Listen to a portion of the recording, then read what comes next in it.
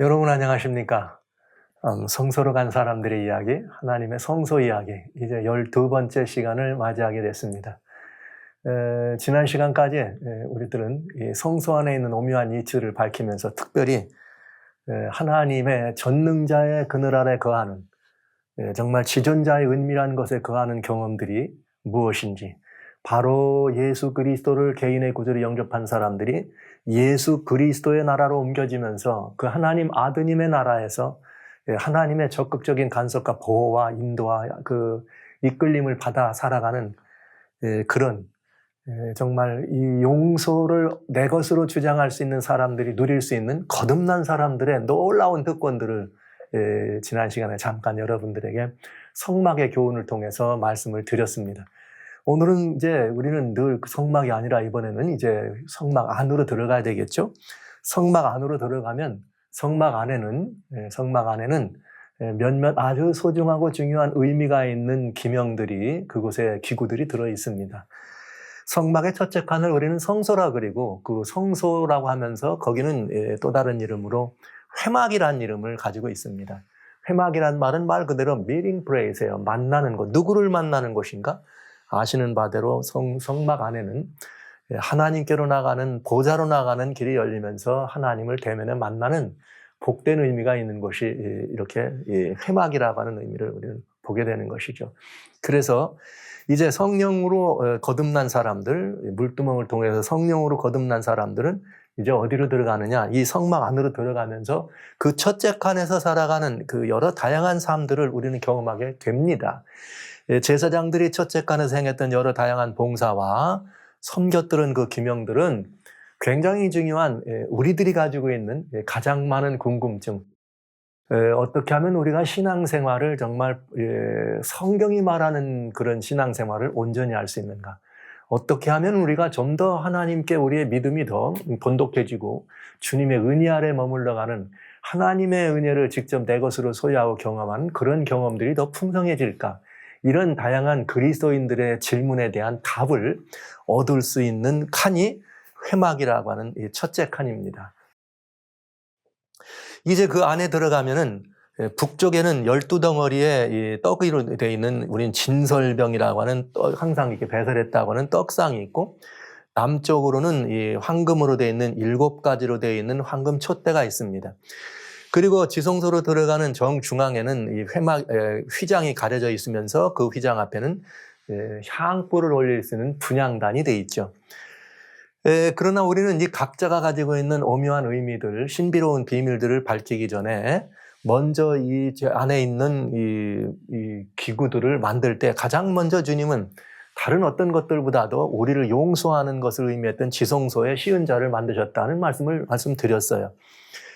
그리고 다음에 이 진설병이라고 하는 떡을 만드는 떡상을 만들고 그 다음에 촛대를 만드셨습니다. 그러니까 우리가 이 회막 안에 처음 들어가게 되면 껌껌한 곳이죠. 껌껌한 곳인데 회막 안에 들어가게 되면 가장 먼저 들어오는 것은 일단 먼저 촛대라. 우리가 들어갈 때는, 하나님께로부터 나올 때는 진설병이고 그 다음에 떡이지만은 우리가 하나님께로 나아갈 때는 이 촛대가 먼저고 떡상이 다음인 것을 알 수가 있죠. 그래서 환한 안에서의 모든 것들을 볼 수가 있습니다. 그래서 이제 우리는 성소의 청막 안에 있는 7가지로 되어 있는 이 금촛대에 관한 아름다운 이야기를 오늘은 여러분과 같이 잠시 살펴보도록 합니다. 성소에 나와 있는 이야기들은 나누고 드려야 될 말이 무궁무진합니다. 그러나 이걸 다 드리기에는 너무 벅찬 시간이고 제한된 그런 우리들의 그 삶의 공간이고 시간이기 때문에 그저 매우 단순한 것들, 그러나 아주 꼭 잊어서는 안 되는 중요한 복음의 이치를 터득하는 데 필요한 부분들만 여러분들에게 말씀을 드립니다. 우선 성소의 첫 칸에 있는 이 촛대라고 하는 것은, 우선 촛대의 의미가 무엇인지, 성경은 성경으로 답을 얻어야 되니까요. 그 의미가 무엇인지를 알아보는 것이 중요하겠죠. 자, 그럼 우선 그 의미를 보는데, 출애굽 25장 31절로 37, 33절에 너희는 정금으로 등대를 쳐서 만들어라. 정금으로, 금으로 등대, 이렇게 이 등불을 올릴 수 있는 대를 만들어라. 그러면서 그 대 위에 등잔 7을 만들어 그 위에 두어 앞을 비추게 하라. 그러니까 7가지로 되어 있는 등대, 정금 등대 있으면 그 등대 위에 뭐가 있다? 등잔이 있다. 그러면서 이 비추도록 하는 그 일을 경험하게 됩니다. 그런데 이것은 무엇을 의미했느냐? 등대, 이 촛대는 무엇을 의미했느냐? 요한계시록 1장 11절로 12절에 보면은 요한이 계시를 봅니다. 계시를 보는데 뭘 계시를 봤느냐? 뒤에서 큰 음성으로 나서 성령의 음성이 나서 돌아봤더니 거기에 이 음성이 너희는 말이야 이 편지를 써서 보는데 에베소서 뭐나 버가모 두아디라 사대 빌라델비아 라오디게아에게 이렇게 이 7교회에 보내라. 그러면서 라오디아 7교회에 보내라 하면서 음성을 돌아봤더니 거기에 뭐가 있느냐? 7 촛대가 있더라. 그리고 이 촛대가 뭐냐? 7 교회에게 서신을 보내라 해놓고 돌아봤더니 촛대가 있더라. 그런데 그 촛대는 7 촛대는 7 교회니라. 이게 답이 딱 나와 있어요. 그러니까 굉장히 중요한 이 모습이죠. 이제 우리가 성경을 이해하고 해석하는데 다른 군더더기가 필요 없습니다. 그냥 7 촛대는 7 교회다. 그럼 촛대는 뭘 의미한다? 당연히 하나님의 교회를 의미한다. 이렇게 보시면 되겠습니다. 아시는 바대로 하나님의 보좌와 우주에 펼친 그림을 지난번에 우리 잠깐 이렇게 실제 하늘에 성소가 있느냐 없느냐 이런 문제를 따질 때 좀 살펴본 적이 있죠. 그런데 여기 보면은 하나님의 보좌가 있습니다. 요한계시록 4장에 보면은 요한계시록 4장에 보면은 하늘에 열린 문이고 문을 통해서 하나님의 보좌를 보았는데 4장 여기 5절에 보좌로부터 번개와 음성과 내성이 나고 보좌 앞에 7 등불 켠 것이 있더라. 예, 여기 분명해지죠? 보좌 앞에는 7 등불 켠 것이 있더라. 지금 지성소에서 우리가 이렇게 지성소에서 바로 나오면은 거기 7 촛대가 있더라. 근데 거기에 7 촛대 7 등잔이 있더라. 그러니까 지난 시간에 잠깐 전전 시간에 말씀드린 것처럼 이 하나님의 우리가 만들어내는 이 지상에 있는 성소라고 하는 것이 우주의 그런 어떤 조화로운 그 우주의 조화로운 그런 모습들을 이렇게 요약해서 놓은 조감도가 분명합니다. 여기 이렇게 돼 있어요. 여하튼 촛대는 7 교회를 상징해 준다. 이 지상에 있는 성소에서 우리가 그걸 한번 살펴보면서 이제 성소의 금촛대는 교회라는 것을 보시면서 우리는 이곳에 굉장히 들어있는 오묘한 의미 몇 가지를 좀 보도록 합니다. 먼저 촛대는 누가 만들었느냐? 다 금촛대는 금교회 하나님의 교회라고 그랬어요. 그러면 촛대는 누가 만들었느냐? 여기 출애굽 31장 1절로 6절에 보면은 여호와께서 모세에게 일러 가라사대 뭐라고 하셨느냐면 너는 유다 지파 후울의 손자여 우리의 아들인 부사레를 지명해 부르고 하나님의 신을 그에게 충만하게 하여 지혜와 총명과 지식과 여러 가지 재주로 공교한 일을 연구하여 금은 노수로 만들게 하며 보석을 깎아 물리며 나무로 새겨 여러 가지 일을 하게 하라.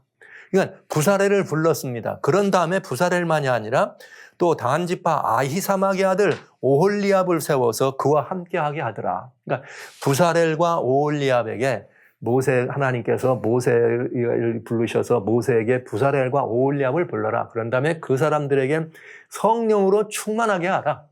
그러면 성령으로 충만한 그들로 하여금 여기 금은 노수로 되어 있는 이런 모든 조화로운 기명들을 깎아라. 굉장히 중요한 명령을 하죠. 그래서 제가 촛대를 생각하면 먼저 이 촛대는 아무나 만드는 게 아니구나. 정말 성령으로 충만해서 하나님에 속한 각종 지혜로 충만한 그들의 손에 의해서 만들어지는구나. 특별한 부르심, 특별한 뭘 받아요? 기름 부음이 필요하다 이거예요. 그런데 여러분, 우리 촛대가 하나님의 교회라 그러면 교회를 구성하는 건 누구예요? 성도들이잖아요. 그러면 성도들은 언제 예수님을 영접하고 물두멍에서 어떻게 되는 거예요? 이렇게 다시 예수님의 부활에 이렇게 죽으심과 합동되고 부활에 합동돼서 거듭나면 뭘 선물로 받는다? 성령을 선물로 받는다. 하나님의 신을 선물로 받는다. 즉 성령의 기름 부으심을 받는다. 그러니까 여기 이 부사렐에게도 똑같이 이 성경은 뭐라 그랬는가? 성령으로 충만하게 하라 이렇게 말한 것입니다. 그런데 그 다음에 이 부사렐이 어떻게 했느냐? 이 촛대를 만드는데 굉장히 정교한 정금으로 등대를 쳐서 만드는데 밑판과 줄기와 잔과 꽃받침과 꽃을 한 덩어리로 연하게 하라. 그러면 이 모든 이 촛대를 만드는 데는 용접하거나 달의 각자 모양을 만들어서 이어서 붙이는 것이 아니라 한 덩어리를 두드려서 모두가 다 이렇게 연하게 만든 것이죠. 그런데 그게 6등대 곁으로 나오고 이렇게 아주 여러 가지 형상을 만들어서 이 이야기를 합니다. 그러면서 여기 꽃받침 이렇게 만드는 일들을 보면서 이 가지를 만들고 그다음에 줄기에서 또 나오는데 이 모양이 여러 가지 줄기의 모양이 있는 것을 알 수 있어요. 그러면서 중대 여기 그 만든 모습들을 보면은 등대와 모든 기구는 정금 1달란트로 만들었더라 이렇게 돼 있어요. 정금 1달란트로. 실제 31장에서는 이렇게 만들어라 하시고 실제 37장에는 출애굽 37장에서는 부사렐로가 이렇게 오홀리압이 만드는 장면을 이렇게 묘사한 것입니다. 그러면 우리 한번 이 모양을 한번 보시자고요. 정말 성령이 충만한 부사렐이라고 하는 하나님의 부르심을 받은 종이 이 일을 경영하는데 이 모든 금은 정금 1달란트로 만들어졌다. 그런데 정금 1달란트로 만들어졌는데 밑받침이 있고 여기서 줄기가 오는데 줄기에서 좌우로 3개씩 6개의 가지를 만들어라. 그러면서 각 줄기마다 뭘 만드느냐? 살구꽃 형상의 잔을 만들고 살구꽃을 만들고 잔받침을 만들어라. 그러니까 3개의 조각을 붙드는데 각 가지마다 3개씩. 그러나 가운데 줄기는 그런 것들을 4개를 만들어라. 이렇게 돼 있어요. 이렇게 돼 있어요. 그런 다음에 등잔은 7개 만들어서 그 위에 올려놓도록 하라. 이것이 등대의 모양입니다. 자, 여러분 한번 생각해 보시죠. 자, 이 모든 것들이 한 덩어리를 용접한 것이 아니고 한 덩어리를 이렇게 만들었다는 거 굉장히 쉬운 일이 아니겠죠. 이걸 두드려서. 그러니까 성령이 충만하고 지혜로운 그런 지혜가 임하도록 하신 다음에 이 일을 경험하게 했습니다. 그런데 이것들이 정말 정교한 이런 건데 가지나 이런 데마다 또 이런 꽃과 받침 갖고 뭐 하나로 가지로 쭉 올라간 게 아니라 대단히 복잡하고 아주 복잡한 그런 것을 알 수가 있어요. 그런데 이 형상을 보면은 굉장히 의미 있는 형상을 볼 수 있습니다. 한번 보시죠. 이 등대는 이 등잔을 빼고는 이 모든 등대에 만들어지는 형상이 뭐로 되어 있느냐? 살구 형상이야. 살구꽃 형상으로 이 잔을 만들고 그다음에 받침을 만들고 살구꽃을 이렇게 하라. 이렇게 되어 있거든요. 그러면 이게 몇 개가 되냐면 가지가 6개예요. 6개면은 3개씩 하면은 몇 개가 됩니까? 6가지에 3개씩이니까 3, 6, 18, 18개 이렇게 해서 토탈 가지는 전부 다 따지면 6개고 하나가 3개씩 있고 그다음에 3개씩 있는데 요 무늬가 3가지 들어가니까 18 곱하기 3하면 54. 살구꽃 모양이 54개예요. 살구꽃 문형이. 근데 줄기에는 4개니까 3, 42. 4개 왜냐면 꽃 하나가 3가지 형상으로 살구꽃 받침, 살구꽃 잔대. 그러니까 3개씩이니까 12개. 그러면 도합이 몇 개예요? 이 살구나무, 살구 형상이 열매를 포함해서 66개가 되네. 그런데 66개가 되는데 아까 출애굽 37장에 보면은 이 가지와 줄기가 만나는 여기에 뭘 하나 더 하라 그랬느냐? 다시 살구꽃 받침을 하라 그랬어요. 그러면 이게 3개를 만나니까 3개가 더 붙어야 되겠네. 그러면 3개면 꽃받침이 들어가면 69개가 되네요. 그러면 이제 마지막으로 이 모든 것들은 밑받침을 하나 보태면은 밑받침까지 하면 모든 살구의 식양이 70개가 된다. 등잔은 별도로 만들어지니까 전부 연결이 되어 있는 살구 형상이 70개입니다. 굉장히 정말 얼마나 많은 이 노력과 이런 지대한 공이 들었겠어요. 이걸 만들 때 정말 성령께서 역사하지 않고는 불가능한 그런 일을 한 것이죠. 근데 이 촛대와 하나님의 교회의 형상을 한번 살펴보면은 거기에 굉장히 중요한 의미가 있어요. 황금 1달란트로 온전히 한 덩어리로 만들었다. 그런데 모두가 연결되어서 끊어지지 않았다. 굉장히 중요한 의미죠. 끊어지지 않았다. 그리고 살구꽃 잔과 받침과 살구꽃은 70개의 살구의 꽃과 그 열매와 같은 이런 형상으로 되어 있다. 그러니까 이 모든 모양은 살구꽃 형상의 잔과 꽃받침과 꽃이었다 하는 것을 알 수가 있습니다. 그러면 우리 여기서 한번 따져볼 수 있네요. 먼저는 살구꽃이 뭔가 한번 보면 돼요. 이 살구꽃이 사케드라고 되어 있는데 이게 뭐냐면 이제 우리 알몬드 편도의 모양입니다. 이게 두 쪽으로 나와 있는 편도의 모양이고, 이걸 우리 원래는 사카드라고 하는 깨어있다라고 하는 말에서 나온 말이 사케드예요. 깨어있다라고 하는 말. 그런데 여기 알몬드라, 이게 이제 영어 사전에는 알몬드 편도로 되어 있는데 우리말로는 살구라고 번역이 되어 있습니다. 살구. 근데 이제 마찬가지 얘기인데 이 편도, 여기 편도를 말하는 건데 실제 이 살구, 이렇게 이 꽃이라고 하는 그런 형상들, 살구라고 하는 것을 같이도 쓰여요. 이게 합쳐져서 살구란 말도. 근데 저는 우리말로 살구라고 하니까 우리들이 더 이해가 좀 더 편해지는데 여러분 한번 보세요. 민수기 17장 7절로 8절에는 무슨 사건이 나오는가 하면은 고라와 나단과 아비람이 반역한 이후에 이 모세와 아론에게 너희만 정말 하나님의 종이냐? 우리도 뭐 이렇게 지도자 이렇게 반역을 했다가 지진이 나서 상당히 많은 사람이 죽게 된 다음에 하나님께서 모세에게 명령을 한 다음에 각 지파의 족장을 다 오라 그래. 온 다음에 지팡이를 다 가지고 와서 하나님의 장막, 증거 장막 여호와 앞에다가 둡니다. 그래서 두었는데 그 이튿날 보니까 여러분들이 잘 아는 일이죠. 아론의 지팡이에는 움이 돋고 순이 나고 꽃이 피었는데 무슨 열매가 맺히더라? 살구 열매가 맺히더라. 여러분, 다 이 목동들의 그냥 죽은 나무입니다. 죽은 나무인데 다 똑같은 나무가 아니었어요. 족장들의 나무는 그냥 나무였지만 아론의 나무는 그 죽은 나무에서 뭐가 나와요? 움과 순과 꽃과 열매가 나온다. 이것은 곧 무엇을 의미했는가? 부활의 열매요. 부활의 꽃을 의미한 것이죠. 근데 중요한 것은 실제 살구는, 살구의 꽃이 가장 눈밭에서 이렇게 있다가 봄에 제일 먼저 꽃봉오리를 탁 트는 꽃나무가 열매 열미는 꽃나무가 살구꽃이라 그러네요. 살구꽃이라고. 제가 실제로 그런 현장을 목격하지는 않았지만 실제 모두 살구에 대한 얘기를 할 때는 모두가 다 살구꽃이 그 추운 매우 좋은 겨울바람을 피해서 제일 먼저 피는 열매다, 꽃이다 이런 말을 해요. 그런데 실제 우리가 얘기한 사케드라고 하는 이 이야기에 원래 이 뜻도 사카드라고 하는 깨어있다, 죽지 않고 살아있다라고 하는, 깨어있다라고 하는 의미에서 왔다는 걸 생각하면 살구라는 번역은 굉장히 의미가 있다. 그리고 그건 부활의 꽃이요, 부활의 열매를 의미했다. 이렇게 우리는 이해할 수가 있겠네요. 그런데 잘 보시죠. 예레미야는 또 뭐라고 말했는가?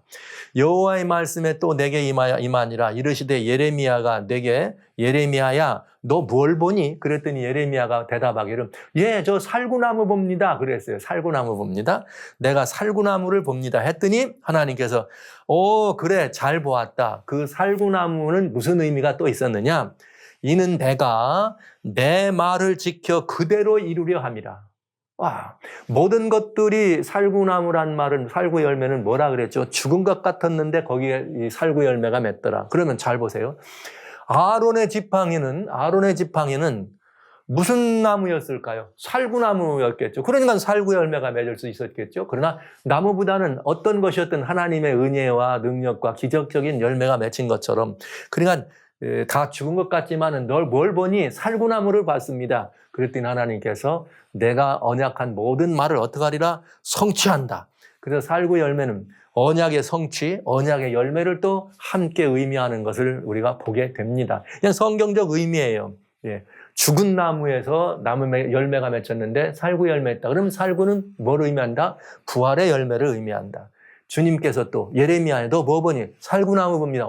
살구나무 봤어? 그건 말이야. 그것처럼 모든 것들이 다 죽은 것 같지만 그것처럼 내가 내 모든 언약의 말을 이룰 거야. 그래서 언약의 열매를 우리는 볼 수가 있다. 자, 그래서 우리는 이 살구꽃과 이 금촛대를 자세히 보면 촛대에 들어있는 이 나무가 뭐예요? 촛대에 들어있는 나무가 살구나무고 이게 뭐예요? 이 살구는 부활을 꽃이 의미하고 언약을 성취한다 이랬는데 그게 곧 뭐라고 그랬느냐? 촛대는 교회라 그랬으니까, 촛대는 교회라 그랬으니까, 이번에는 이 살구꽃과 금 촛대의 비밀을 한번 보시자는 얘기죠. 그러면 어떻게 되는가? 자, 교회는 누가 교회를 구성하는가? 부활의 증인들입니다. 로마서 6장 5절로 8절에 우리가 그의 죽으심을 본받아 연합한 자가 되었으면 또한 그의 부활을 본받아 연합한 자가 되리라. 만일 우리가 그리스도와 함께 죽었으면 또한 그와 함께 살 줄을 믿노라. 그러니까 그리스도인은 뭘 가진 사람이냐? 부활의 증거를 가진 사람이에요. 무엇을 통해서? 삶을 통해서. 우리가 살았다는 것은 나는 주님이 말씀하신 것처럼 나는 부활이요 생명이니 나를 믿는 자는 죽어도 살겠고 무릇 살아서 나를 믿는 자는 영원히 죽지 않는다. 이 형식을 우리들에게 보여주시기 위해서 예수님이 먼저 뭐 하신 거예요? 부활의 첫 열매가 되었습니다. 그러니까 예수님이 뭐가 되신 거예요? 살구나무가 되신 거죠. 살구꽃이 피신 거죠. 그러면 우리는 그의 부활에 연합해서 뭐 되는 거예요? 부활에 연합한 자가 된다. 그래서 그리스도인은 예수님의 증거를 가진 사람들인데 이 예수님의 첫 번째 증거는 십자가에서 달려서 죄사함을 위하여 돌아가신 증거. 왜? 주님의 죽으심을 본받아 뭐가 된 거예요? 연합한 자. 그러니까 우리도 주님이 우리 죄 때문에 돌아가신 것처럼 우리는 주님이 죽으심에 합동돼서 우리도 이미 다 옛생애가 어떻게 된 거예요? 죽는 거예요. 그 죽음으로 말미암아 우리의 모든 죄값을 갚으시고 우리는 죄가 용서받게 되는 용서의 증거가 있어야 되겠죠. 그리스도인은. 그리고 주님이 부활하셨으니까 부활에 연합한 부활의 증거를 가진 것이 그리스도인들이다. 하나님의 교회는 바로 그 부활의 증인들이 함께 구성하는 것이 하나님의 교회입니다. 그리고 그 다음에 또 하나는 뭐냐? 언약의 열매라 그래요, 살구는. 그런데 실제 모든 그리스도인들에게 예수님이 뭐라고 하셨느냐? 요한복음 14장에 보면 마음에 근심하지 말라. 하나님을 믿냐? 나를 믿으라. 내가 어떡한다? 이제 너희와 같이 있지만 내가 다시 와서 너희를 내게로 영접하여 나 있는 것도 있게 하리라. 주님이 이렇게 말씀하셨네요. 내가 다시 오신다고. 그러면 여러분, 주님은 언제든지 하신 말씀을 뭐 하는 분? 성취하는 분, 이루시는 분. 제가 이것은 그냥 그 언약의 성취라는 부분 때문에 아직 이루어지지 않은 거지만은 오실 거란 이 약속을 믿어야 한다. 그래서 부활의 증인들은 예수님의 재림을 기다리는 그 언약의 이 증거를 가진 사람들로 함께 뭘 구성한다? 하나님의 교회를 구성한다 하는 것을 볼 수가 있는 것입니다. 그러니까 여러분, 예수님을 믿는 사람들이 함께 만들어서 가는 이 살구의 이 꽃이라고 하는 것은 그리스도인들에 대한 이 별명을 지으려면 우리는 살구꽃이다. 이 살구 열매야. 이렇게 얘기할 수 있겠어요. 우리는 부활의 사람들이다. 이런 형상으로 가질 수가 있네요. 그런데 또 한번 보세요. 그 살구꽃 형상이 몇 개가 들어가지고 이렇게 되어 있느냐면 70개가 들어있어요. 근데 이 70개로 그 살구 열매를 있다고 하는 것을 잘 생각해 보면 참 중요한 의미가 있습니다. 한번 보시면 출애굽 18장에 보면은 이드로, 모세의 장인 이드로가 모세가 이제 애굽에서 나온 걸 가서 방문 갔더니 보니까 재판하느라고 이른 새벽부터 밤늦게까지 저러다가 자기 사위 죽게 생겼어. 그래가지고 모세 불러가지고 자네 왜 이렇게 하나? 하나님께서 지혜를 주셔서 이런 일을 하라.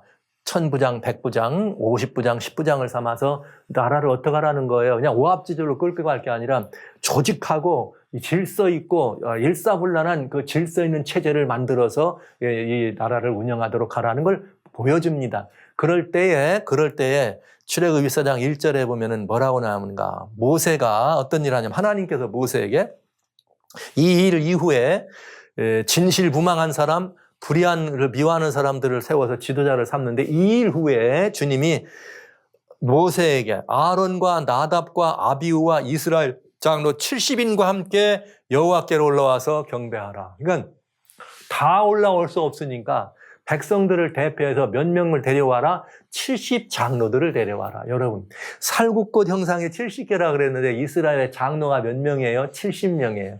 이 성경에 이스라엘의 장로들 얘기가 많이 나오는데 특별히 70장로 얘기가 많이 나옵니다. 구약 민수기에 나오는 얘기는 다 민수기 주님께서 부르실 때 너희는 70장로를 다 데리고 나오너라. 회막 앞으로 나갑니다. 시내 산으로 올라갑니다. 하나님을 경배합니다. 누구를 대표해서? 성도들을 대표해서. 그래서 여기에 이 촛대에 있는 70개의 살구꽃 형상은 부활의 증인되는 이 그리스도인들을 의미하면서 또 뭘 가지고 있는 거예요? 주님의 온전한 교회를 구성하는 70장로들과 같이 하나님의 조직과 질서 있게 질서정연한 하나님의 몸된 교회를 구성하고 있는 모습을 또한 우리는 볼 수 있다는 것이죠. 그래서 하나님의 교회는 정말 굉장히 중요한 의미가 있다. 역시 하나님의 이런 모든 역사들은 질서가 있고 조직이 있는 그런 순명의 터라는 것을 우리는 알 수가 있습니다. 그런데 보시죠.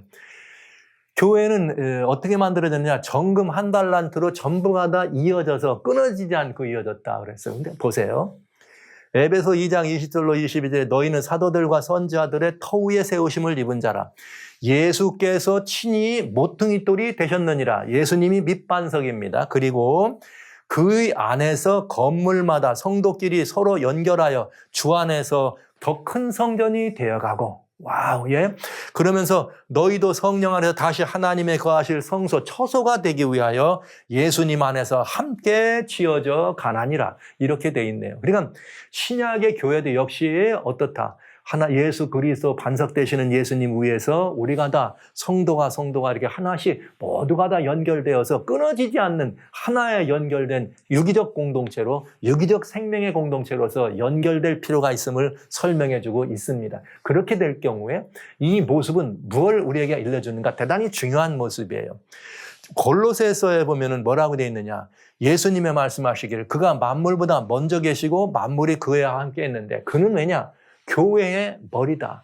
그러니까 예수 그리스도가 몸인 교회의 머리다. 그러면 예수님이 몸의 교회가 몸이고 예수님이 머리면 몸은 누구를 말하는 거예요? 교회 우리들을 말하는 거죠.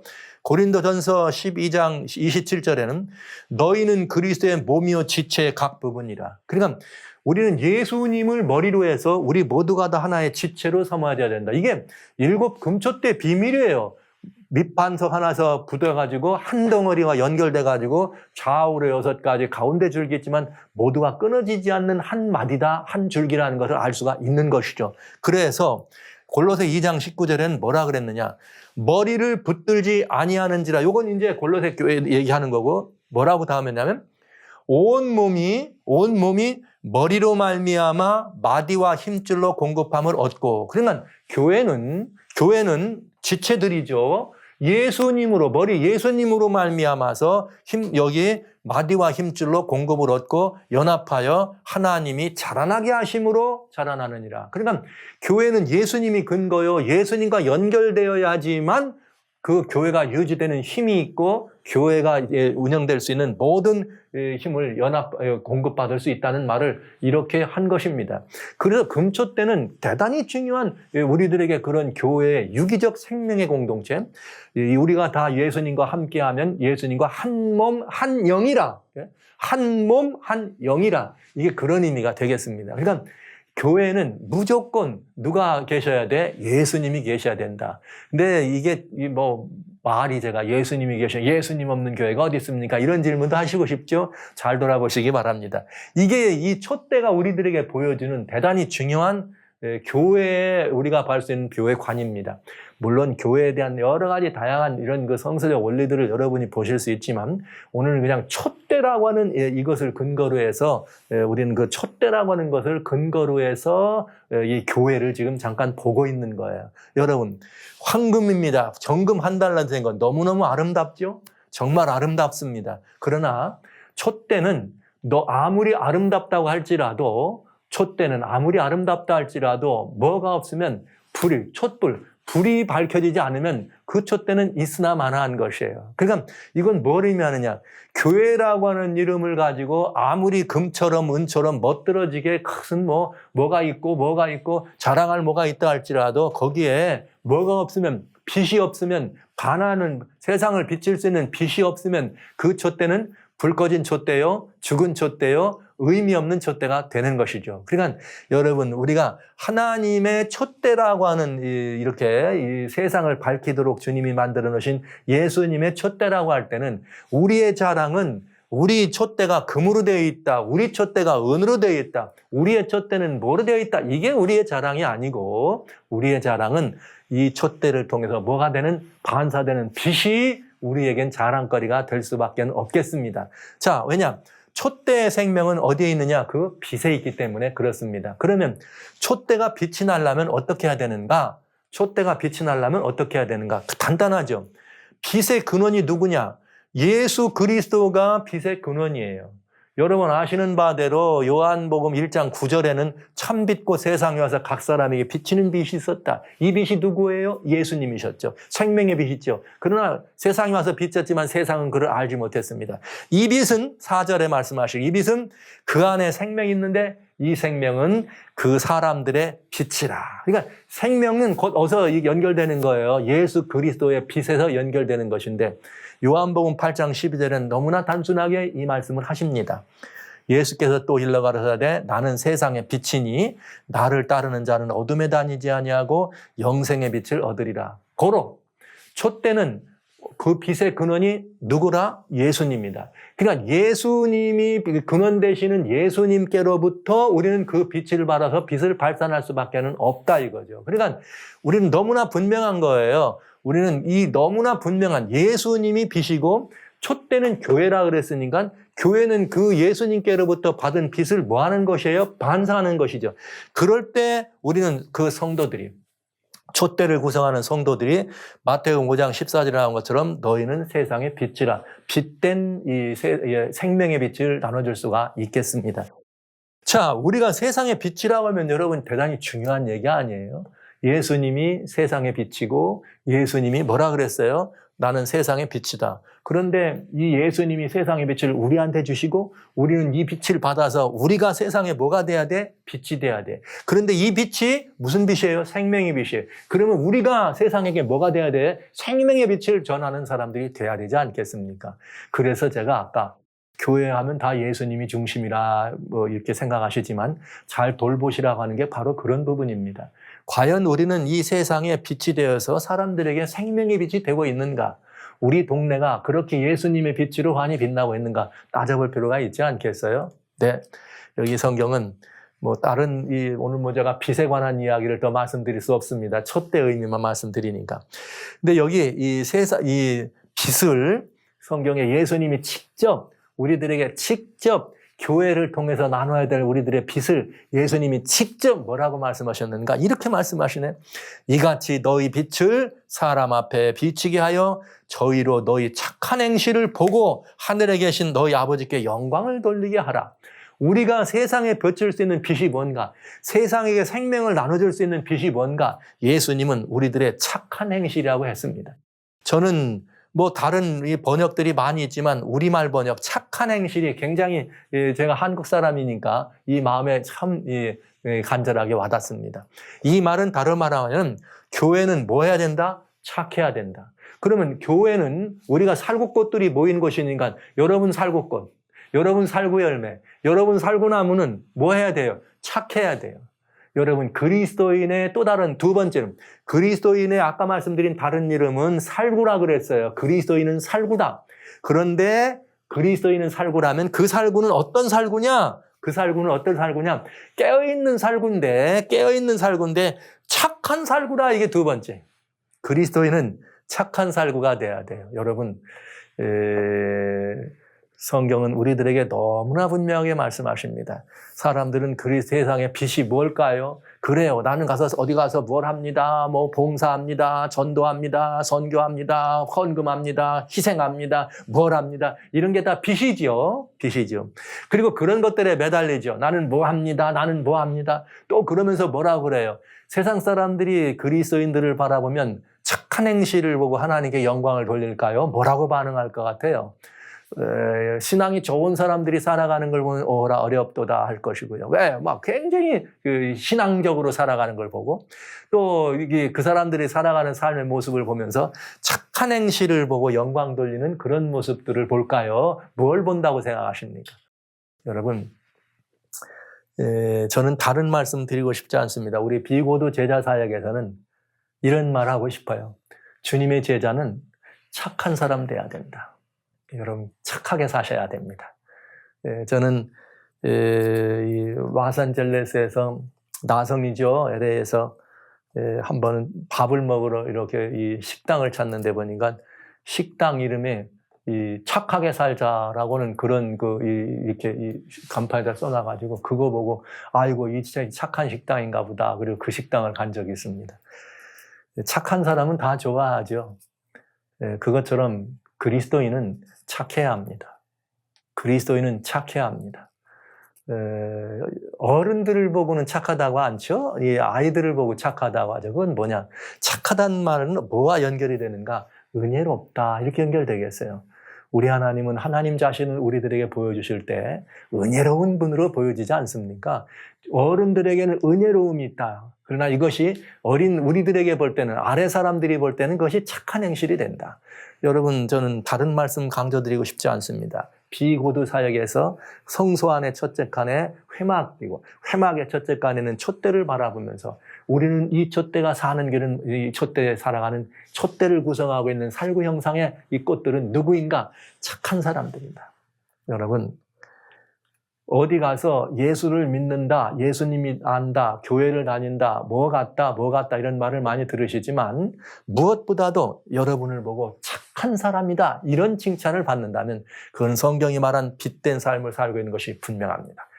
그리고 사람들이 성도를 볼 때는 착한 사람이야, 저 사람은 착한 사람이야, 이런 소리를 모두가 듣는다면 우리 하나님께서 영광을 받게 되실 것입니다. 그래서 이런 거, 어디 동네 가시걸랑 누구를 찾느냐, 이 동네에서 가장 착한 사람이 누구세요 하고 물어보세요. 그래서 그런 착한 사람들하고 많은 이런 교류를 하시면 좋을 겁니다. 그런데 착한 사람이 누구세요 물어볼 때 아니 당신이 가장 착한 사람이잖아 이런 소리를 듣는다면 만점짜리 그리스도인 되겠습니다. 착한 사람, 그리스도인은 착한 사람이 돼야 돼. 그래야 이 주님께로부터 받는 빛을 반사하는 그리스도인이 되겠네요. 그죠? 그러면 우리는 이제 요 한 가지만 이제 더 보면 되겠네요. 이 멋있고 아름다운 이런 곳에서 여러분이 자랑할 수 있는 것은 뭐라? 우리 교회가 내놓을 수 있는 것은 교회의 규모고 교회의 모습이고 건물이고 우리 교회의 구성원은 어떤 사람들의 무슨 뭐 높음이고 가진 자 뭐 어떤 뭐 유명한 사람 무슨 뭐 연예인 뭐 훌륭한 누구 뭐 아무개 박사님 무슨 교수님 이래서 사회적으로 유명한 저명 인사들이 많으면 우리 교회가 좋은 교회 막 황금 교회가 되겠죠? No. 그것이 우리의 자랑거리가 될 수는 없는 것입니다. 우리 교회는 뭐가 있어야 돼요? 빛이 있어야 돼.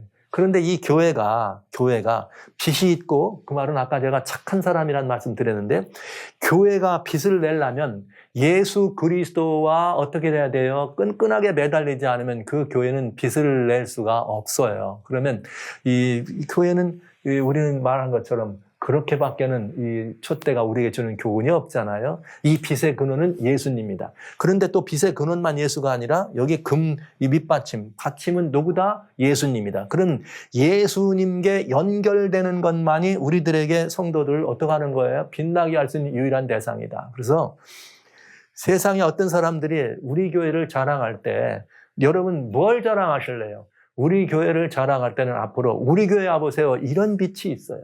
우리 교회 오시면 생명의 빛이 있어요. 우리 교회는 예수님이 중심이에요. 우리 교회는 예수밖에 몰라요. 우리 교회는 예수님이 첫째예요. 이런 교회를 만들어야 안 되겠습니까? 이런 교회. 여러분들이 교회를 생각하시면 그런 착한 사람들이 모여서 만들어가는 그런 교회가 되고 있는가 하는 것쯤은 한 번 더 많이 생각해 주시기를 바라면서 무엇이 성도를 빛나게 하는가? 이 빛나는 것과 연결될 수 있는가? 그건 간단합니다. 아시는 바대로 요한복음 15장 4절로 5절에 내 안에 거하라 나도 너 안에 거하리라. 가지가 포도나무에 붙어 있지 아니하면 절로 과실을 맺을 수 없음 같이 너희도 내 안에 있지 아니하면 그러하리라. 나는 포도나무여 너희는 가지니 저가 내 안에 내가 저 안에 있으면 사람들은 과실을 많이 맺나니 나를 떠나서는 너희가 아무것도 할 수 없음이니라. 만약에 예수님이 여기다 내가 살구나무로 이렇게 하셨더라면 더 오늘 우리들이 받은 촛대하고 더 상당히 이렇게 밀접한 관계가 있겠죠. 성경 속에는 여러 가지 나무들이 나와요. 포도나무, 무화과나무, 또 여기 나오는 것처럼 감람나무, 그리고 또 뭐가 있어요? 이렇게 살구나무, 이런 나무들이 있습니다. 각자 나무는 다 각각 다른 의미를 가지고 있네요. 그런데 여기 주님은 이 영생의 관계, 생명의 관계로 우리 이렇게 포도나무를 설명하시면서 나를 떠나서는 열매가 없다. 그러니까 여러분, 교회가 빛을 내려면 예수님을 떠나서는 빛이 날 수가 없습니다. 성도들이 착한 사람으로 끝까지 살아가려면 예수님과 연결되지 않으면 그렇게 살 수가 없는 것입니다. 그러니까 우리가 할 수 있는 일은 뭐냐? 금촛대를 잊지 마십시오. 촛대가 다 연결되고 이어져 있어요. 연결되고 이어져 있어서 오로지 뭐에게만 매달려야 돼? 예수님께만 매달려야 돼. 그래서 나는 나무에 너희는 가지라고 한 말씀처럼 예수님께만 매달리는 이런 풍속도, 예수님께만 매달리는 이것만이 우리로 하여금 그분에게서 내려오는 그 어마어마한 이 생명의 빛을 이어받을 수 있고, 우리도 이 빛을 사람들에게 나눠주는데, 이 빛을 통해서 어떻게 반사되는 빛? 우리의 착한 행실을 통해서 반사된 빛을 통하여 아버지께는 영광되고, 또 그 사람들이 생명의 길로 돌아오는 아름다운 일을 이룰 수가 있겠습니다. 그래서 여러분, 촛대는 굉장히 중요한 걸 우리에게 보여줘요. 한 달란트다. 우리 모두는 다 하나다. 그리고 이 촛대 안에는, 정금으로 만들어진 이 촛대 안에는 여러분 보신 것처럼 살구꽃 형상이 너도 살고 나도 살고, 너도 살고 나도 살고, 이 살구란 말 재미있죠? 열매란 말을 빼면은 너도 살고 나도 살고, 너도 살구 꽃이고 나도 살구 꽃이라고 하는 말이죠. 그런데 이 말에 동사로 바꿔지면 너도 그래서 살고 나도 살고, 뭐 하기만 하면 예수님과 연결되면. 그래서 여러분, 교회는 높은 사람, 큰 사람, 낮은 사람이 없어요. 갈라디아 3장 28절에 유대인이나 헬라인이나 종이나 자주자나 남자나 여자 없이 다 하나라 그랬어요. 이 하나란 말은 정금 한 덩어리라고 하는 하나도 될 수 있는 것이고, 우리가 다 네가 남이냐? 너가 무슨 뭐 하얀 사람이냐? 노란 사람이냐? 까만 사람이냐? 파란 사람이냐? 이렇게 남나 이게 아니라, 그런 민족적 차이에 있음에도 불구하고 우리는 예수님 안에서 하나. 그런 하나이기도 하고, 또 뭐예요? 우리는 다 각각 다른 상황이 있지만 모두가 다 떨어져 있지만 연결된 하나라고 하는 이런 의미의 하나도 하나인 것입니다. 그래서 교회는 어떤 형편에서든 구별이 없고 차별이 없는 것이다. 뭐 안에서? 예수님 안에서. 여러분들의 교회를 그렇게 구성해 주시고, 여러분 개인 성도 한 분 한 분마저도 그런 믿음의 말하자면 철학이 있어야 되죠. 우리는 우리의 어떤 외적인 형상이나 어떤 우리의 업적이나 어떤 이런 것들로 인해서 다양한 형편의 교회 안에는 이런 그 차별이 없습니다. 우리는 다 예수 그리스도를 믿는 믿음 안에서 주님의 의를 함께 받는 은혜의 수혜자들이고, 우리는 모두가 다 살구꽃들입니다. 우리는 이 살구꽃이면서 살구 열매를 맺는 살구나무입니다.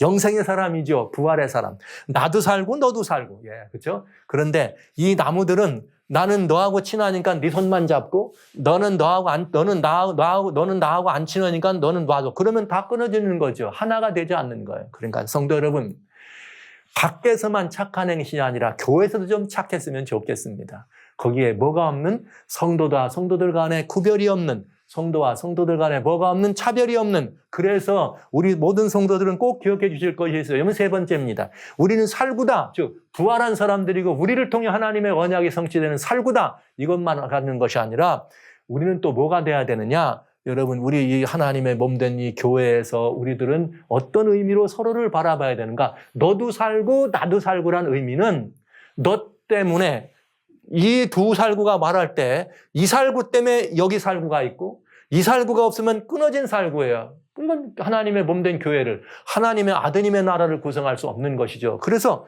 우리는 성도를 바라볼 때 당신 때문에 하나님 나라가 이어지고 있고, 당신 때문에 내가 함께 천국의 사람이 됩니다. 그러니까 서로가 서로에게 뭐가 되는 거예요? 천국에서 아주 소중한 살구들이다. 서로를 붙들어주고 서로를 격려하고 붙들고 해가야 될 살구란 사실을 여러분 기억해 주십시오. 끊어지면 안 됩니다. 우리는 다 살구입니다. 우리는 다 살구인 것입니다. 끊어지면 안 됩니다. 부활한 살구, 예수의 증거를 가진 사람들입니다.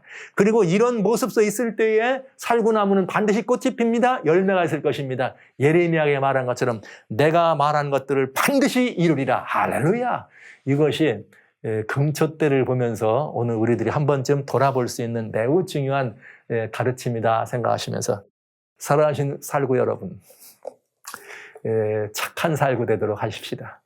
착한 살구가 돼서 우리 다 이 몸된 교회를 구성하는데, 정말 살구무늬가 70개더니 이스라엘의 장로가 70이었다. 이렇게 교회가 질서 있고 아름다운 모습으로 정말 엄미한 모습으로 그러면서 모두가 다 착한 사람들이 모여서 착한 교회를 만들어서 그것이 우리 세상 사람들에게 정말 생명의 빛으로 증거되고 그래서 우리가 다 빛된 진실된 하나님의 빛의 사람이라는 사실을 나눌 수 있고 그래서 우리 교회가 더 든든히 되는 그런 아름다움이 있기를 간절히 소원합니다. 이것이 하나님의 교회, 하나님의 백성들의 모습이고 금초 때의 아름다운 비밀입니다. 이제 우리는 이어서 북쪽에 있는 진설병 떡과 떡상에 있는 이 가르침들은 무엇을 말하는가? 이 빛나는 삶을 살아가는 우리들도 또 빛은 위에서부터 받잖아요. 빛은 우리들이 만들어내지 않아요. 받아야 돼요. 살구나무도 그렇고 포도나무도 그렇고 예수님께 매달려야지만 우리가 열매를 맺고 매달려야지만 에너지를 얻습니다. 예수님 걸 붙잡으라고 그야말로 그냥 이 목숨 걸고 말이죠. 죽기 살기로 예수님께 매달려야지만 그 빛을 내가 마음껏 우려받는 것이거든요. 그런데 떡은 주님께로 내려온 것이지만 내가 이건 매달려만 있어도 되는 것이 촛대지만 떡은 내가 어떻게 해야 돼? 먹어야 된다 하는 걸 생각하면서 이제 또 우리 이 진설병 촛대와는 다른 의미의 떡상의 비밀, 떡의 비밀을 살펴보는 시간을 갖도록 하겠습니다.